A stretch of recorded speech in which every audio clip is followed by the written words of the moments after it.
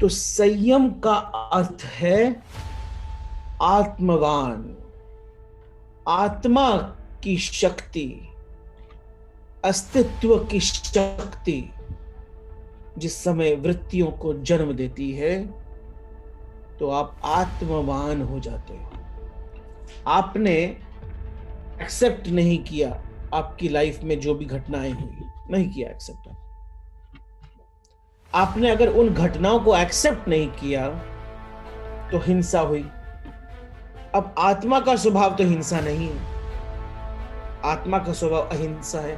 तो आत्मा कोई इंस्ट्रक्शन पास नहीं करती, मन अपने आप एक्ट करता है बिना आत्मा के सपोर्ट के। और वो जो वृत्तियां जन्म लेती हैं, वो वृत्तियां उस हिंसक भाव से जन्म ले रही हैं। अब जो वृत्तियां उस हिंसक भाव से जन्म ले रही हैं, वही वृत्तियां आपकी मालिक बन जाती हैं। अब उसमें क्रोध आता है, उसमें डिप्रेशन आता है। अब आपके किसी क्लोज पर्सन की डेथ हो गई, नेचर का नियम है ना, जो आया है वो जाएगा ना, एक्सेप्टेंस नहीं है ना, हिंसा आ गई, आत्मा ने एक्ट करना बंद कर दिया, माइंड में डिप्रेशन आया।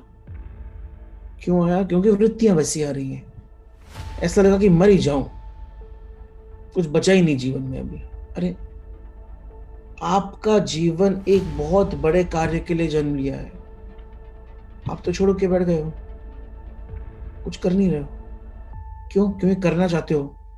आपको लगता है कि आप बहुत कुछ कर रहे हो, डिप्रेशन कर रहे हो, सोच रहे हो, अपनी फैमिली का ख्याल रख रहे हो, आप कुछ नहीं कर रहे हो, ध्यान रखना।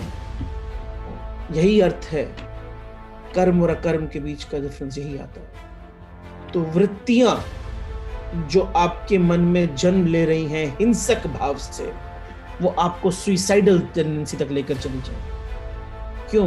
क्योंकि अहिंसक भाव से जो वृत्ति जन्म लेती है वो कैलिब्रेटेड रहती है, वो कंट्रोल्ड रहती है, वो आपकी मालकियत को, वहां पर चैतन्य सारथी होता है। और जब चैतन्य सारथी होता है तो वो आपके जीवन के रथ को वहां लेकर जाता है जहां पर अहिंसा है, जहां पर धर्म है,